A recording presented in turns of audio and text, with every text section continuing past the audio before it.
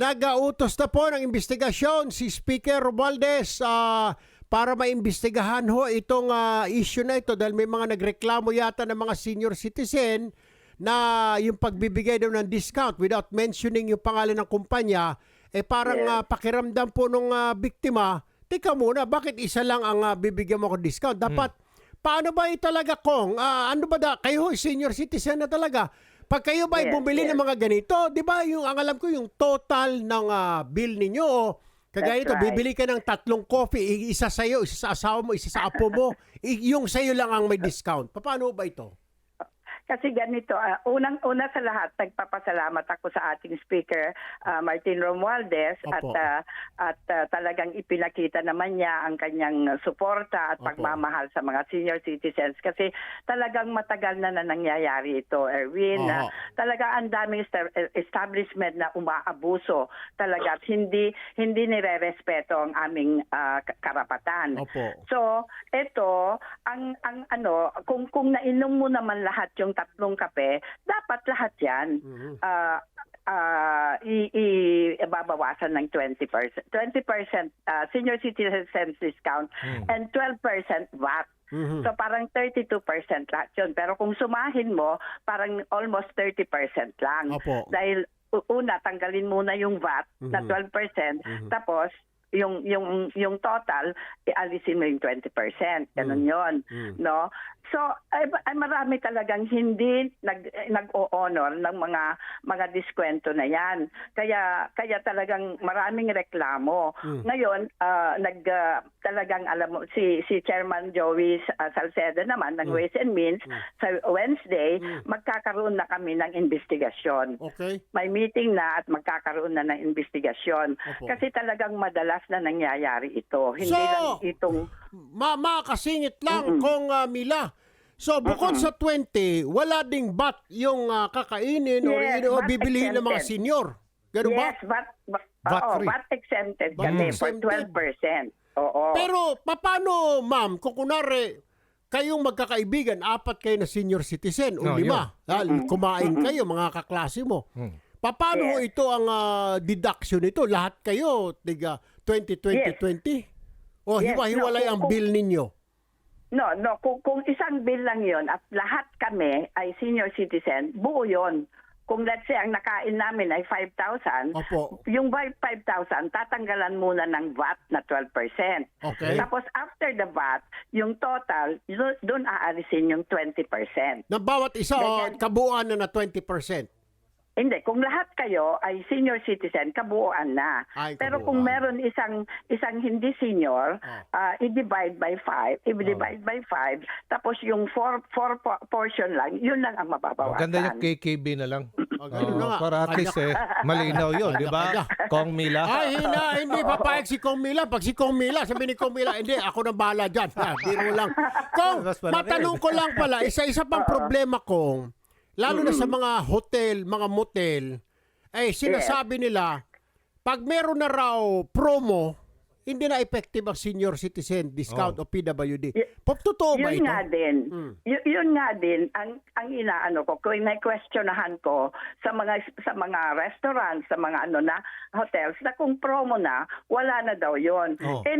Nung si Attorney Makalintal, nailaban niya yon na maski promo, may discount pa rin. So ano ang sa batas? Ano ang sinasabi ng batas kung magsaysay?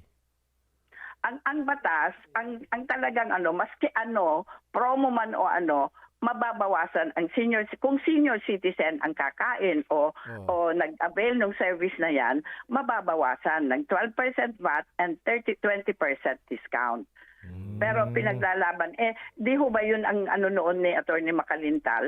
Yung sa isang hotel, promo daw hindi na binawasan, pero nanalo siya. So dapat ang promo may bawas din. Kasi batas yun eh. Ganon din siguro sa PWD, Kong Mila. Yes.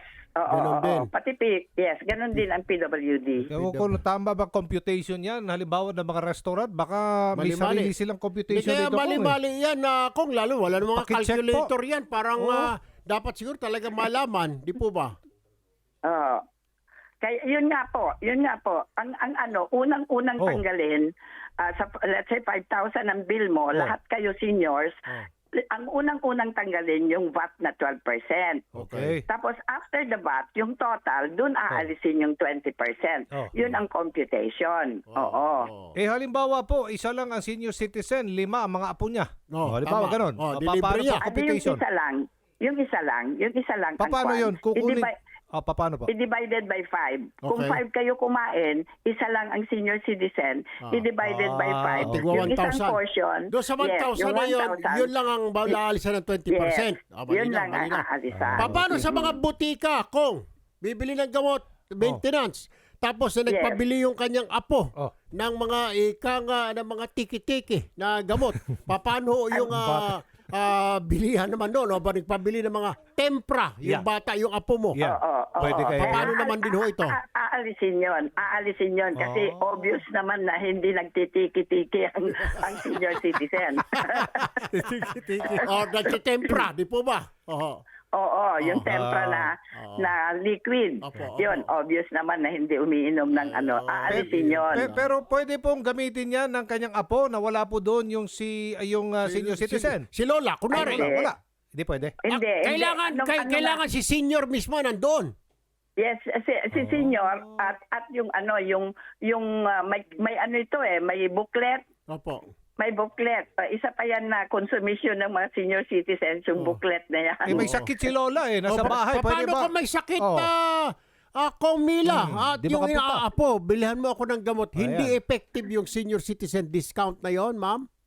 Well, yung pinapadala yung senior citizen discount. Oh. Kaya lang, kadalasan, hindi ino-honor ng mga establishment. Kaya ito, May dapat may letter. Dapat kami, oo. may sulat. May sulat. Authorization siguro, oo. Pwede Kaya ang lagi kong ina-advise sa mga senior citizen, kung saan kayo bumibili na butika, Suki. doon na kayo. Oh, Doon na kayo suki. para alam na nila kung na yan ang binibili nyo kasi may booklet naman kayo. Tama. Meron naman kayong senior citizen sa card. Correct. Doon na lang kako para mas madali. Alright. Alam na ng butika agad. So, ganon. Kong, ang investigasyon ito sa Wednesday. Mag-umpisa. Wednesday. Alright. Yes, 9 o'clock. 9 o'clock in the morning Sige sa po. Congress. Babalikan ho namin kayo at alamin natin ano nangyari. Marami pong senior ang nakikinig sa atin. Maraming salamat, Yes. Congresswoman Milagros Magsaysay ng Naku, United thank you Senior din. Citizen Party List. Thank you. po. Thank you din, Erwin. God At alam bless. ko may kasangga ako sa pagmamahal sa mga always. senior citizens. Always, ma'am. Oo. Always. Naku, maraming Thank you salamat po. sa pagbibigay mo Thank ako you. ng pagkakataon Of course. na maiano ko itong Siyempre. concern namin na Of senior course. citizen. Tanong ko lang, this is Erwin Tulfo, with my partner Aljo Bindijo. Yun nga, yung tila hindi masagot po ni Kong Mila na senior citizen. Paano kung si Lola ang nag-aalaga sa kanya ay apo, pupunta si apo, bibili ng gamot para kay Lola, pero hindi raw mabibigyan ng discount kasi mismo dapat ang senior citizen nandoon. Paano kung may sakit nga po si Lola, ma'am? How is this? Kailangan ba ng mga authorization letter para mabigyan siya ng discount? Opo, yung sa gamot po kasi, hindi po siya covered ng DTI, no sir? Ganun ba? Ang covered lang po ng DTI po, yung Mga pag-avail po ng ating mga senior citizens sa mga food. basic necessities and prime commodities, sa mga groceries and supermarkets, sa mga retailers po. Sige, basic So, necessities yan po na yung lang. sa- Opo. Opo, Basic goods and necessities. Paano po? Malinaw. Paano nga po? Opo, dito po sa batas po natin, pag hindi po pwede po siya magbigay ng written authorization Ayun. para mag-transact po on her behalf yung Ayun. kanya Oo. pong representative, and then Okay. magpapakita po ng government ID Aha. ng mismong senior citizen, katulad po nung at saka po government ID ng mismong representative, plus yung booklet po. Okay. Ganyan Alright. po yung sinusunod natin sa mga Okay. supermarkets and grocery stores. Ngayon, ma'am, may pahabol tayo kasi nagkaroon ng confusion dati dito. Sa mga hotel, mga motel, pag meron na raw ba promo, hindi na pwedeng mag-avail ang senior citizen ng 20% discount nila kasi pinaglaban daw ito ni Attorney Romy Macalintal ASEC Nograles? Opo. Ang rule po kasi sa batas, wala pong double discount. Ibig Okay. sabihin po nun, if yung senior citizen, entitled po siya mamili whether yung promotion or yung senior citizen discount po ang mas mataas. Okay. So ang rule po, isa lang po ang discount whichever is higher. So hindi pa effective itong isinampa yata ni Attorney Romy Mac sa korte ito at kinatigan sila ng korte. It doesn't matter kung may promo, meron pa rin discount na senior citizen. So, mapakicheck nga ho na mabuti para hindi po confusing kasi may mga naglalabasan na po mga senior citizen groups na pwede raw. Ito pinaglalaban nila. Pero naninindigan naman ng mga business establishments na no, there's no such thing. So, kailangan itong linawin ng DTI, ma'am. Opo, ang rule po ng, sorry po sir, yung rule po kasi is bawal po ang double discount. Ibig sabihin, mamimili po si senior whether the promo discount or yung senior discount kung alin po yung mas mataas. Okay. Malinaw na. Anyway, ASEC, Amanda, just to say, ma'am, siguro kailangan natin timbrihan ang mga senior citizen na groups po throughout the country kasi they had this thinking na it doesn't matter na may discount man wala, they will still be able to avail yung tinatawag itong 20%. Just I think you have to clarify that to the senior citizens groups nationwide. Anyway, ASEC Nograles, salamat po sa oras, ma'am. Thank you very much for your time with us this morning. Thank you po. Thank you. Thank you rin. Thank you Thank you rin po. Good morning po sa inyong lahat.